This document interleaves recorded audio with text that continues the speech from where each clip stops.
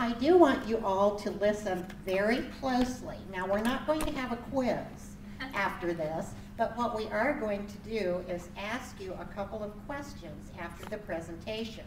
And we want to see if you will be able to tell us the thread, the major thread that binds all of these women together, and it may be more than one thread.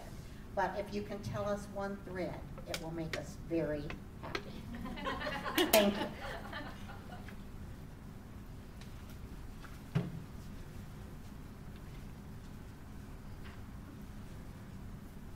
I'm going to introduce the first female leader, Wu Yi. Wu Yi was one of the 4 vice premier of the State Council of People's Republic in China's government. She graduated in 1962 with a degree in petroleum engineering and became a petroleum technician a few years later. She was elected deputy mayor of Beijing in 1988 and held that office until 1991. From 1991 until 1998, she was the Deputy Minister of Foreign Economic Relations and Trade. This is one of her quotes. It says, "Because of God's favor, the stained glass ceiling has been pierced and broken." And you'll see why. She comes from a family of greats. Her great-grandfather founded the African American newspaper in 1892. But Vashti was born, Vashti Murphy Smith, on May 28th of 1947 in Baltimore, Maryland. So with her grandfather finding the African American newspaper, after he passed, her father and grandfather also were in publishing and media relations and took on that newspaper as well. Her grandmother and her namesake, Vashti Turley Murphy, was a founder of the sorority Delta Sigma Theta Sorority Incorporated, which is now the largest Black Greek organization with over 250,000 women in all around the world and everywhere. I don't think anyone here does not know Oprah Winfrey. Who does not? Well, a little background about Oprah Winfrey. She was born in January 29, 1954 in a small town in Mississippi. She is a talk host show and a media proprietor and an actress. She comes from a poor family, but her hard work paid her a scholarship, and she graduated from Tennessee State University with a major in radio and television broadcasting. Her life partner is Graham Stephen. He's a successful businessman, educator, author, and a speaker who has also served in the United States Army. She belongs to the Democrats Party. She does not have any kids, but when she was 14, she got pregnant after an abuse, and she lost her baby soon after birth. She was the victim of 3 sexual abuses. Oprah had a mountain of obstacles already in front of her as a new baby. She was born from and with teenage parents. Oprah Winfrey. Now I will introduce the Chinese Oprah Winfrey to you. If we want to introduce Oprah Winfrey to Chinese, maybe we will say, okay, maybe she is referred to Americans Yang Lan. Mm-hmm. So the lady Yang Lan is the female leader in China nowadays, and she is a very famous TV show host and entrepreneur.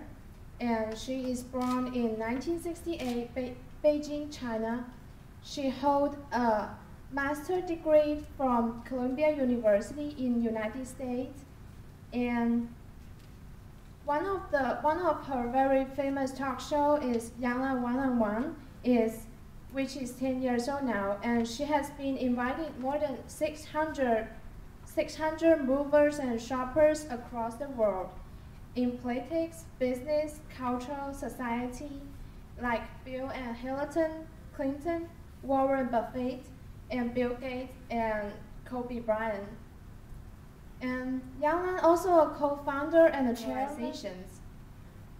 In her another talk show, Her Village, she is focusing on the growing number of urban women in China, talking about their story, find out the balance between the ideal and reality.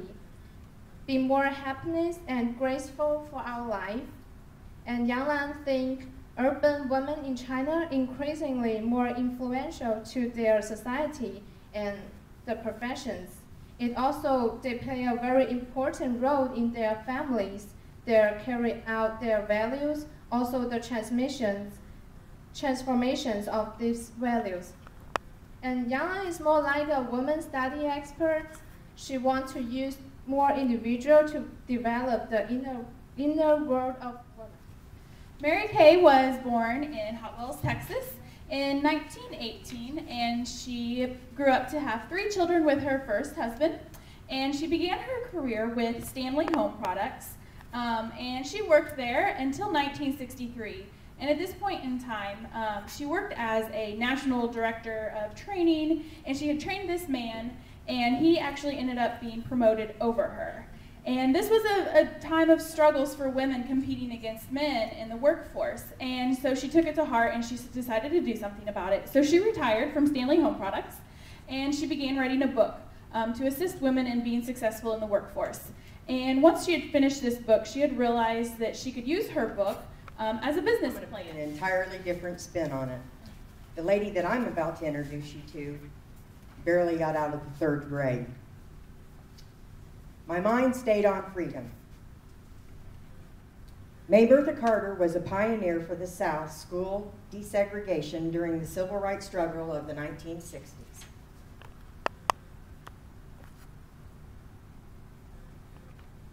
An extraordinary leader who faced incredible odds and frequent dangers over several years to achieve simple justice in Southern education before and following Brown versus Board of Education.